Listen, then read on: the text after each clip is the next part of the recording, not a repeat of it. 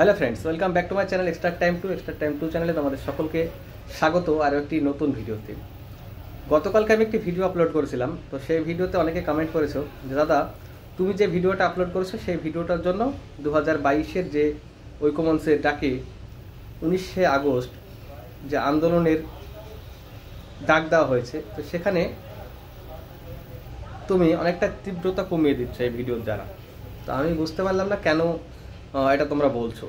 প্রথম কথাই বলি, আন্দোলনে আমি নিজেও যাই আর সঙ্গে অনেকজনকে নিয়েও যাই। এবার তো অনেক বেশি যাচ্ছে প্রত্যেকবারের তুলনায়। আমি তোমাদের একদম 100% গ্যারান্টি দিতে পারি এবারে কিন্তু প্রত্যেকবারের থেকে অনেক বেশি ক্যান্ডিডেট সেখানে উপস্থিত থাকবে এবং আন্দোলন তীব্র থেকে তীব্রতর হবে। আমিও চাই যে আন্দোলনটা তীব্র থেকে তীব্রতর হোক। আমি কেন চাইবো যে আন্দোলনটা লঘু হোক? নিশ্চয় চাইবো না। তো যাই হোক, তোমরা অনেকে এটা ভেবেছো। আমি কিন্তু সেইভাবে কথাগুলো বলিনি। যে কথাগুলো ভিডিওতে কালকে বলেছিলাম সেটা হচ্ছে ভ্যাকান্সি নিয়ে একটা কথা বলেছিলাম, যে 5500 ভ্যাকান্সি নিয়ে। আজকে দেখবে অনেকেই পোস্ট করছে যে সেই 5500 ভ্যাকান্সিটা স্পেশাল এডুকেটেডদের জন্য, 2022-এর জন্য না। তার আজকে তারা বলছে মানে কি, তারাও কিন্তু আন্দোলনের তীব্রতা কমিয়ে দিচ্ছে। অর্থাৎ অনেকেই ভাবছে তাহলে তো এটা না, ভ্যাকান্সি অনেক বেশি আসবে, আমি আন্দোলনে যাব না। ব্যাপারটা তেমন না। ব্যাপারটা কি বলতো, যাদের পেটে খিদে আছে না, যাদের বেকারত্বের জ্বালা আছে না, তারা অবশ্যই আন্দোলনে যাবে। আর যারা আন্দোলনে যায় না, তাদের বেকারত্বের জ্বালা নেই।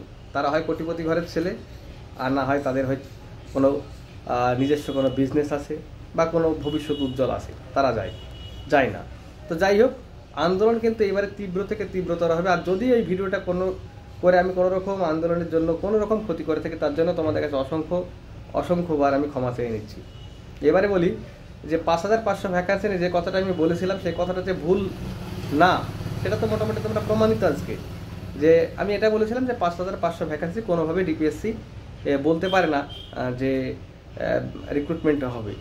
তোমরা দেখতেই পেলে, তার প্রমাণ তোমরা পেয়ে গেলে ইতিমধ্যে, যে সেটা স্পেশাল এডুকেটেডদের জন্য। তো একটা নিয়োগ প্রক্রিয়া শুরু হবে। আমি কালকেও বলেছিলাম যে নিয়োগ প্রক্রিয়া শুরু হলে অবশ্যই ভ্যাকান্সি কালেক্ট করার ব্যাপার থাকে, যেটা কিন্তু এখনো পর্যন্ত শুরু করেনি পর্ষদ। শুরু করেনি। এইবারে শুরু করবে কবে সেটা নিয়ে আমাদের এখন প্রশ্ন। শুরু করবে কবে? দেখো, শুরু না করলে কি নোটিফিকেশান দেওয়া সম্ভব কিনা? দেখো, শুরু না করলে নোটিফিকেশান দেওয়া সম্ভব। আমরা গত যে নিয়োগ প্রক্রিয়া শুরু হয়েছিল সেখানে দেখেছি নোটিফিকেশান কিন্তু আগে দিয়েছিল, পরবর্তীতে ভ্যাকান্সি দিয়েছিল। 2022-এর যে রিক্রুটমেন্ট প্রক্রিয়া শুরু হয়েছিল, অর্থাৎ 11,765, এই ভ্যাকান্সিটা কিন্তু পরবর্তীতে দিয়েছিল। তো সেটা সম্ভব। তার মানে কি, তোমাদের প্রচুর আন্দোলন করতে হবে। আন্দোলন করার ফলে সরকার যদি চাপে পড়ে যায়, সেক্ষেত্রে একটা নোটিফিকেশান পাবলিশ করবে। তো সেই নোটিফিকেশানের পরবর্তীতে তোমরা হয়তো ভ্যাকান্সিটাও পেয়ে যাবে। তো আমাদের প্রথম কাজ হবে সরকারকে প্রেশার করা। আর এই প্রেশারটা কিন্তু 100, 200, 500 লোক গিয়ে হবে না। অন্তত মিনিমাম 5000 আর কি ক্যান্ডিডেটকে সেদিন উপস্থিত থাকতে হবে, তাহলেই কিন্তু হবে। হ্যাঁ, আমরা জানি যে এখানে প্রিজার ভ্যান রেডি থাকবে, এখানে বিভিন্ন পুলিশ থাকবে। কত থাকবে? 5000 যদি ক্যান্ডিডেট নিয়ে যাও, কতজনকে প্রিজার ভ্যানে তুলে নিয়ে যাবে? সম্ভব না তুলে নিয়ে যাওয়া। তো সেখানে কিন্তু আন্দোলনের একটা সুফল আমরা পেতে পারি। তো যত আমরা লোক নিয়ে যাব 5 থেকে 10,000 পর্যন্ত, তত কিন্তু আমরা সুফল পাবো। আবারও বলবো যে কালকে যদি আমি কোনো রকম সমস্যা করে থাকি, 2022 ঐক্যমঞ্চের ডাকের আন্দোলনের উপরে যদি কোনো ইফেক্ট করে থাকে আমার ভিডিওর জন্য, তোমরা যদি কমেন্ট করে বলো যে এই ভিডিওটা তুলে নিতে, আমি কিন্তু ভিডিওটা তুলে নেব বা প্রাইভেট করে দেবো। এখন তোমরা সিদ্ধান্ত নেবে কী করবো। আর আবারও বলছি, যদি কোনো ভুল করে থাকে অবশ্যই ক্ষমা চেয়ে নিচ্ছি। Thank you.